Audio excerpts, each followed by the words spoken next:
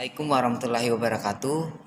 Perkenalkan, kami dari mahasiswa program studi agroindustri tahun 2021 Politeknik Pertanian Negeri Pangkajenek Kepulauan. Di sini kami akan menjelaskan mengenai ISO 9000 dan 9001. Pertama-tama saya ingin memperkenalkan diri. Perkenalkan, nama saya Musakir selaku moderator, dan di sini saya dengan keempat teman saya yang akan menjelaskan mengenai ISO. Yang pertama ada Muhammad Idris D, yang kedua Cici Aulia, yang ketiga Kristianti Talebong, dan yang keempat Nur Afti Oktavia. Mereka lah yang akan menjelaskan mengenai ISO 9000 dan 9001. Nah, yang akan kami bahas di sini yaitu terkait dengan apa sih itu ISO 9000 dan 9001. Yang kedua, bagaimana cara mendapatkan sertifikat ISO 9001. Yang ketiga, prinsip dan apa sih pentingnya ISO 9001. Dan yang terakhir, mengenai manfaat dari ISO 9001. Nah, untuk mempersingkat waktu, saya persilakan kepada teman-teman saya untuk menjelaskan materi yang telah diberikan. Apa itu ISO? Organisasi Internasional untuk Standar atau bisa disingkat ISO adalah badan standar internasional yang terdiri dari wakil-wakil dari badan standarisasi nasional setiap negara. Definisi ISO 9000 dan 9001. ISO 9000 merupakan bagian dari segi standar internasional dalam sistem manajemen mutu sebagai kinerja kerja untuk peningkatan atau perbaikan dan berkesinambungan. 2. ISO 9001. Sistem manajemen mutu ISO 9001 adalah sistem jaminan mutu bidang desain, pengembangan produk, instalasi, dan pelayanan. Saya akan melanjutkan materi tentang strategi mendapatkan sertifikat ISO 9001. Yang pertama, membuat komitmen. Perlu dicatat bahwa untuk meraih sertifikasi ISO, organisasi harus telah beroperasi selama minimal 3 bulan. Yang kedua, meninjau.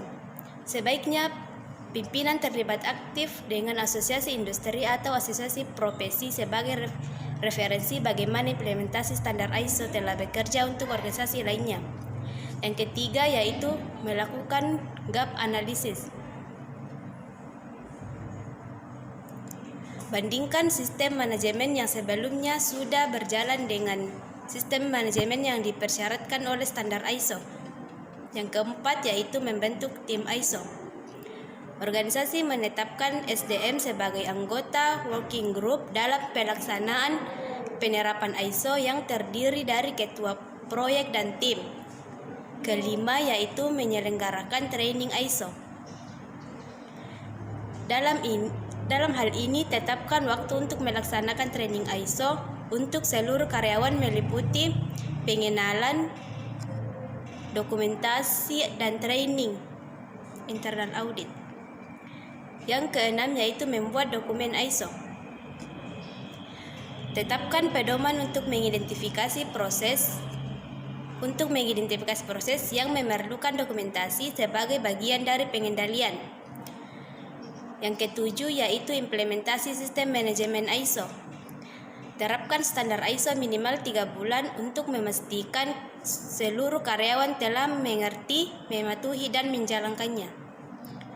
Yang kedelapan yaitu melakukan audit internal dan tinjauan manajemen. Pemeliharaan sistem manajemen ISO adalah di mana kerja keras dimulai. Lanjutan yang penting supaya implementasi bisa berhasil dan bagi organisasi adalah untuk mendapatkan sertifikat ISO. Yang kesembilan yaitu memilih badan sertifikasi ISO. Sangat penting bagi pimpinan untuk mengetahui beberapa hal ketika menyetujui menandatangani kontrak untuk melanjutkan ke badan sertifikasi ISO. Yang ke-10 yaitu audit sertifikasi ISO.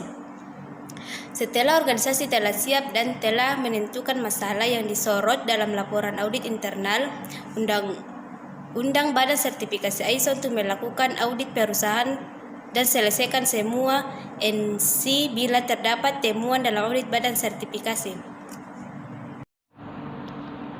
Baik, saya akan menjelaskan materi yang ketiga yaitu 7 prinsip ISO 9001.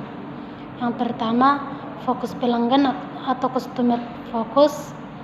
Fokus utama dari manajemen mutu adalah untuk memenuhi kebutuhan pelanggan dan berusaha melebihi harapan pelanggan. Yang kedua, kepemimpinan atau leadership. Pemimpin di semua tingkatan menetapkan kesatuan tujuan dan arah, menciptakan kondisi di mana orang yang terlibat dalam mencapai sasaran mutu organisasi. Prinsip yang ketiga itu keterlibatan orang. Penting untuk organisasi mempunyai semua orang yang berkompeten, diberdayakan dan terlebih dalam memberikan nilai. Yang keempat, pendekatan proses. Hasil yang konsisten dan dapat diprediksi tercapai lebih efektif dan efisien bila kegiatan dipahami dan dikelola sebagai proses yang saling terkait yang berfungsi sebagai sistem yang koheren. Yang kelima, peningkatan atau improvement. Organisasi yang sukses memiliki fokus yang berkelanjutan pada perbaikan. Prinsip yang keenam yaitu pengambilan keputusan berdasarkan bukti. Keputusan berdasarkan analisis dan evaluasi data dan informasi adalah lebih baik untuk menghasilkan hasil yang diinginkan. Dan prinsip yang terakhir yaitu manajemen hubungan atau relation management. Untuk mempertahankan keberhasilan organisasi mengelola hubungan mereka dengan pihak yang berkepentingan. Ada beberapa pentingnya memiliki sertifikat ISO 9000. Yang pertama, menjamin kualitas dan mutu. Kedua, meningkatkan kepercayaan pelanggan akan perusahaan. Yang ketiga, menjamin kepuasan pelanggan. Dan yang keempat, sistem yang terdokumentasi. Saya akan melanjutkan materi yaitu manfaat ISO 9001. Yang pertama, meningkatkan kepercayaan pelanggan.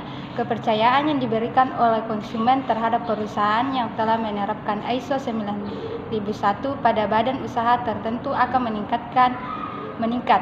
Pasalnya ISO 9001 memberikan jaminan bahwa perusahaan tersebut telah memiliki sistem manajemen kualitas dan mutu yang sesuai dengan standar yang telah diakui secara internasional.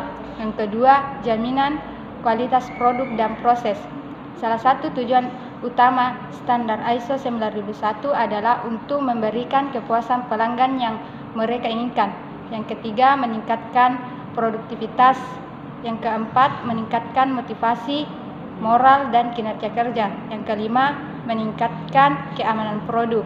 Yang keenam, sistem terdokumentasi.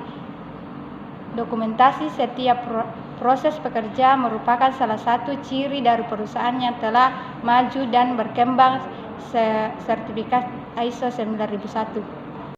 Itulah tadi hasil presentasi mengenai ISO 9000 dan 9001. Kami harap bahwa apa yang kami jelaskan di sini dapat dimengerti.